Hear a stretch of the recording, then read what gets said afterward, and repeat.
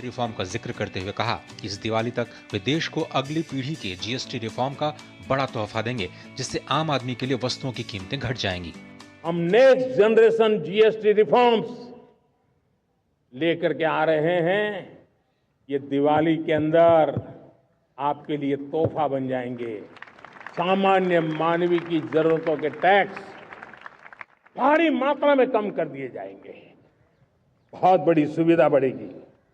हमारे एमएसएमई, हमारे लघु उद्यमी, इनको बहुत बड़ा लाभ मिलेगा। रोजमर्रा की चीजें बहुत सस्ती हो जाएगी। वित्त मंत्रालय ने इस प्रक्रिया को आगे बढ़ाने के लिए मंत्रियों के समूह को अपनी सिफारिशें भेज दी हैं। वित्त मंत्रालय के प्रस्ताव में कहा गया है कि अब जीएसटी की सिर्फ 2 दरें होंगी। जीएसटी के तहत 28 और 12% की दरों को हटाने का प्रस्ताव है। ज्यादातर वस्तु और सेवाएं 5% या फिर 18% के स्लैब में ही आएंगे। आम जनता, छात्रों, महिलाओं और किसानों द्वारा खरीदे जाने वाली चीजें सस्ती होंगी। केवल चुनिंदा वस्तुओं पर स्पेशल जीएसटी रेट लगाया जा सकता है। संरचनात्मक सुधारों में इन्वर्टेड ड्यूटी स्ट्रक्चर की समस्या का समाधान भी शामिल है। इससे कारोबारियों को इनपुट टैक्स क्रेडिट की समस्या से निजात मिलेगी। जीएसटी कानूनों को और भी सरल बनाया जाएगा, जिससे उलझनों में कमी हो सके।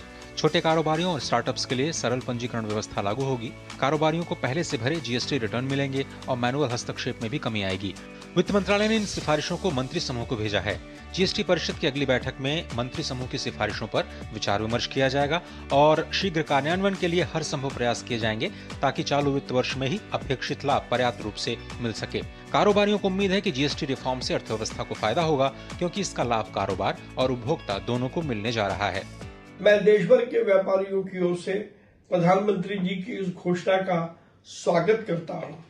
निश्चित रूप से प्रधानमंत्री जी की यह घोषणा ये बताती है कि भारत सरकार उनके नेतृत्व में व्यापार के लिए पूर्ण रूप से कमिटेड है। जीएसटी व्यवस्था को लागू हुए 8 सालों का वक्त पूरा हो चुका है। बीते साल यानी 2024-25 में कुल जीएसटी कलेक्शन 22 लाख करोड़ को पार कर गया, जो 5 साल पहले 11.3 लाख करोड़ ही था। इसके साथ ही जीएसटी अदा करने वालों की संख्या भी 65 लाख से बढ़कर के 1.5 करोड़ पहुंच चुकी है। दुनिया भर में बढ़ते संरक्षणवाद यानी प्रोटेक्शनिज्म के बीच भारत सरकार का भी फोकस है लोकल इकोनॉमी को बढ़ावा देना। नेक्स्ट जनरेशन जीएसटी रिफॉर्म से उम्मीद लगाई जा रही है कि इससे न केवल मेक इन इंडिया को बढ़ावा मिलेगा, न केवल स्थानीय उत्पादों को बढ़ावा मिलेगा, बल्कि आने वाले कुछ सालों में भारत को तीसरी सबसे बड़ी महाशक्ति बनाने में भी ये एक अहम फैक्टर साबित होगा। कैमरामैन नवीन कुमार के साथ अजय मिश्र, डीडी न्यूज़, दिल्ली। 79वें स्वतंत्रता दिवस के अवसर पर लाल किले की प्राचीर से प्रधानमंत्री मोदी ने आत्मनिर्भर भारत की सफलता की जो कहानी बयां की, उसमें खिलौना क्षेत्र में हुई प्रगति को भी शामिल किया। उन्होंने कहा कि जहां पहले करोड़ों रुपए के खिलौने विदेश से लाए जाते थे, वहीं अब इसका बड़े पैमाने पर निर्यात किया जा रहा है।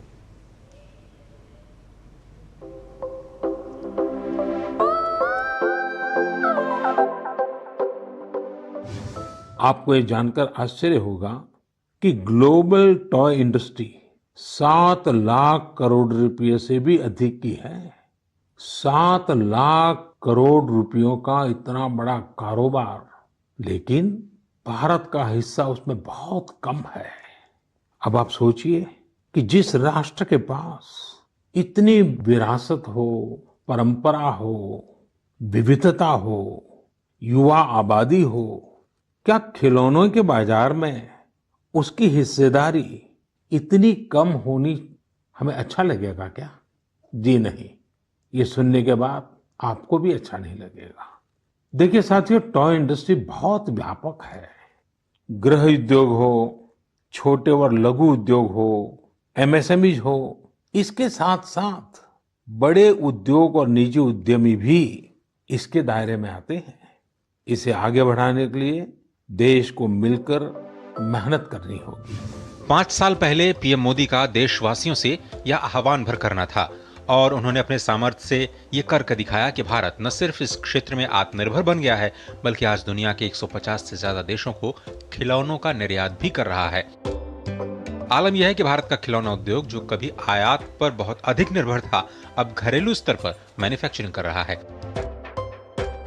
ये बदलाव लगातार नीतिगत समर्थन, गुणवत्ता मानकों के प्रवर्तन और लोकल मैन्युफैक्चरिंग क्लस्टर्स को मजबूत करने के जरिए संभव हो पाया। देश सामर्थ्यवान, स्वदेशी को अपनाने वाला और स्वावलंबी बना, और इसका सबसे अच्छा उदाहरण हम खिलौनों के क्षेत्र में हुई प्रगति से देख सकते हैं। जिसका जिक्र प्रधानमंत्री नरेंद्र मोदी ने लाल किले की प्राचीर से भी किया। मैंने एक बार मन की बात में खिलौने की बात कही थी। हम करोड़ों करोड़ रुपए के खिलौने विदेश से लाते थे।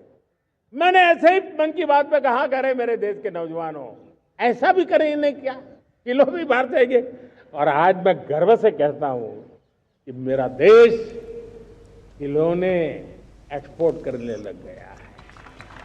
विगत कुछ वर्षों में प्रधानमंत्री नरेंद्र मोदी के नेतृत्व में केंद्र सरकार के प्रयासों से भारतीय खिलौना उद्योग के लिए अधिक अनुकूल इकोसिस्टम का निर्माण किया गया है। 2014-15 से 2022-23 के बीच भारत के खिलौनों, खेलों और खेल सामग्री के निर्यात में 239% की वृद्धि हुई। आयात में 52% की गिरावट आई। खिलौना उद्योग 10.5% वार्षिक वृद्धि की दर के साथ 2032 तक $4 बिलियन तक पहुंचने का अनुमान है।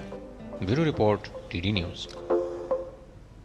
ऊर्जा की जरूरत हो या फिर मैन्युफैक्चरिंग, क्रिटिकल मिनरल हो या सेमीकंडक्टर निर्माण, भारत को हर क्षेत्र में आत्मनिर्भर बनना है। और भारत तेल से लेकर फर्टिलाइजर और उत्पादन के क्षेत्र में आत्मनिर्भर बनने की ओर चल पड़ा है। प्रधानमंत्री नरेंद्र मोदी ने आज लाल किले से इन तमाम मुद्दों पर भारत के बढ़ते कदमों को गिनाया तो भविष्य में इन क्षेत्रों में विकसित भारत के संकल्प का खाका भी पेश किया।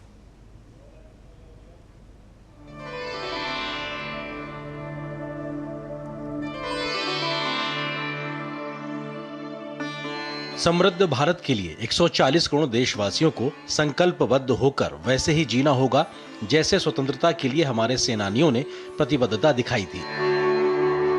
प्रधानमंत्री ने अपने ऐतिहासिक संबोधन में कहा कि देश के सामर्थ्य को बचाए रखना है तो आत्मनिर्भर होना जरूरी शर्त है। उन्होंने कहा कि 21वीं सदी तकनीक की सदी है, ऐसे में तकनीक में लीड भारत को लेनी होगी। इसी उद्देश्य के साथ भारत की पहली सेमीकंडक्टर चिप इस साल के अंत तक बाजार में होगी।